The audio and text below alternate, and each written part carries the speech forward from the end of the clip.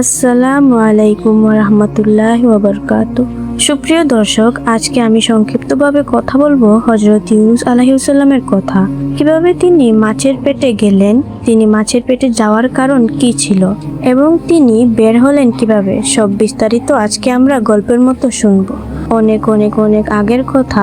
একদা নিনেভ শহরের গোত্রের হেদায়েতের জন্য আল্লাহ তাআলা নবী পাঠান, আর সেই নবী ছিলেন হযরত ইউনূস আলাইহিস সালাম। নিনেভ শহরের সকল লোক দেবতা পূজারী ছিল, সবাই শয়তান পূজারীতে বিশ্বাসী। সেখানে ইউনূস আলাইহিস সালাম গেলেন এবং তাদেরকে বোঝাতে লাগলেন যে একমাত্র আল্লাহ ছাড়া কোনো ইলাহ নেই এবং তিনি আমাদের রব। তিনি তাদেরকে আল্লাহর ইবাদত করতে বলতেন, কিন্তু তারা কেউ ইউনূস আলাইহিস সালামের কথা মানতে রাজি নয়। উল্টো তারা বলে যে তারা যে পূজা করে আসছে তা ওদের বংশের আগের লোকেরাও করেছে এবং তাদের কোনো ক্ষতি হয়নি। তারা ইউনূস আলাইহিস সালামকে উল্টো ধমকি দেয়। এসব দেখে শুনে ইউনূস আলাইহিস সালাম কষ্ট পান আর রেগে যান। তাই তিনি মনে করেন যে এই লোকেরা আর ভালো হবে না। তিনি রাগান্বিত হয়ে সেই গোত্র এবং শহর ছেড়ে যাওয়ার উদ্দেশ্যে রওনা করেন। অন্যদিকে ইউনূস আলাইহিস সালাম যাওয়ার পরে তাদের শহর পুরো পরিবর্তন হয়ে যায়। আকাশ থেকে মনে হয় আগুন পড়ছে, এমন রক্তিম হয়ে যায় এবং আল্লাহর গজব শুরু হয়। সেই সময় ইউনূস আলাইহিস সালামের গোত্রের লোকেদের মনে পড়ে আদ ও সামুদ গোত্রের কথা। সেই কথা মনে করে সবাই ভয়ে আল্লাহর উপর ঈমান আনতে শুরু করে এবং সবাই পাহাড়ের দিকে জড়ো হয়ে একসাথে প্রার্থনা আর কান্না করতে থাকে। তাদের প্রার্থনা আর কান্নার আওয়াজে পাহাড়ের এক পাশ থেকে আরেক পাশে শব্দগুলা বাড়ি খাচ্ছিল। অবশেষে আল্লাহ তাআলা তাদের এই ক্ষমা চাওয়া দেখে আকাশের পরিস্থিতি ভালো করে দেন এবং তাদের মাফ করে দেন। অতঃপর তারা ইউনূস আলাইহিস সালামকে খোঁজ করতে থাকে, তার জন্য অপেক্ষা করতে থাকে। অন্যদিকে ইউনূস আলাইহিস সালাম রওনা হন একটি জাহাজে। জাহাজটি নীরব সাগরের ঢেউয়ের মধ্যে চলছিল নিজ গতিতে, কিন্তু হঠাৎ করে সাগরের উত্তাল ঢেউ শুরু হলো।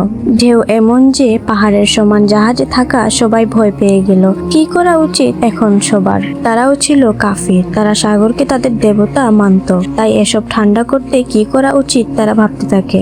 অন্যদিকে জাহাজের পিছনে সমুদ্রে থাকা সবথেকে বড় তিমি মাছ সেই জাহাজকে আল্লাহর হুকুমে তাড়া করতে থাকে। সে হা করে জাহাজের দিকে এগোচ্ছিল এবং এমন অবস্থায় সবাই জাহাজকে পাতলা করার জন্য সব বাক্স ইত্যাদি সব জিনিস ফেলতে থাকে যাতে জাহাজ পাতলা হয়। এরপর তারা ভাবে যে সাগরের মধ্যে একজন লোক ফেলতে হবে, তবেই তাদের দেবতা শান্তি হবে। এইসব ভেবে তারা বুঝতে পারে না কাকে ফেলানো উচিত। এই জন্যই তারা একটি লটারি করে। লটারিতে হযরত ইউনূস আলাইহিস সালামের নাম আসে, কিন্তু তারা সবাই জানতো যে ইউনূস একজন ভালো মানুষ এবং সম্মানী মানুষ, তাই তারা তাকে ফেলে না আর আবার লটারি করে। কিন্তু দ্বিতীয়বার, এরপর তৃতীয়বার বরাবরই বারবার ইউনূস আলাইহিস সালামের নাম আসে। ইতিমধ্যে ইউনূস আলাইহিস সালাম বুঝে যান এইগুলা হয়তো আল্লাহর কোনো সংকেত। তাই তিনি জাহাজের কিনারা থেকে লাফ দেন এবং সমুদ্র থেকে সেই তিমি মাছ এসে উনাকে গিলে নেয় এবং সমুদ্রের একদম নিচে গিয়ে বসে থাকে। ইউনূস আলাইহিস সালাম 3 ধাপ অন্ধকারে পড়েন। তিনি প্রথমে মনে করেছিলেন তিনি মারা গেছেন, কিন্তু এরপরে তিনি টের পান যে তিনি মারা যাননি, তিনি লড়তে পারছেন। এরপর তিনি দেখেন তিনি 3 ধাপ অন্ধকারে পড়ে গেছেন।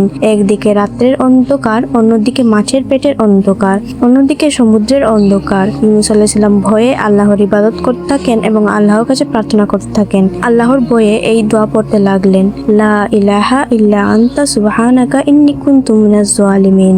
এই দোয়া পড়তে লাগলেন, যার অর্থ হচ্ছে তুমি ব্যতীত কোনো উপাস্য নেই, তুমি পবিত্র সুমহান, নিশ্চয় আমি জালিমদের দলভুক্ত। মাছের পেটে থাকতে থাকতে উনার চামড়ার ক্ষতি হতে শুরু করে। এরপর উনার আন্তরিক ইবাদত এবং দোয়ার কারণে আল্লাহ তাআলা মাছকে দ্বীপে রেখে আসতে হুকুম করেন। মাছ উনাকে দ্বীপের উপর রেখে আসে। উনি অনেক অসুস্থ হয়ে পড়েন, লড়তে পারছিলেন না এমন। সূর্যের তাপে উনার চামড়া ঝলসে যাচ্ছিল। অতঃপর আল্লাহ একটি গাছ দিয়ে উনাকে ছায়া দেন। আস্তে আস্তে তিনি সুস্থ হয়ে উঠতে লাগলেন। এরপর উনি আবার উনার গোত্রের কাছে ফিরে গেলেন। দেখলেন সবাই মুসলমান হয়ে পড়েছে। তিনি আবারও সবাইকে ইবাদত শিক্ষা দিলেন। সবাইকে নিয়ে একসাথে আল্লাহর কাছে ইবাদত করলেন এবং ক্ষমা চাইলেন।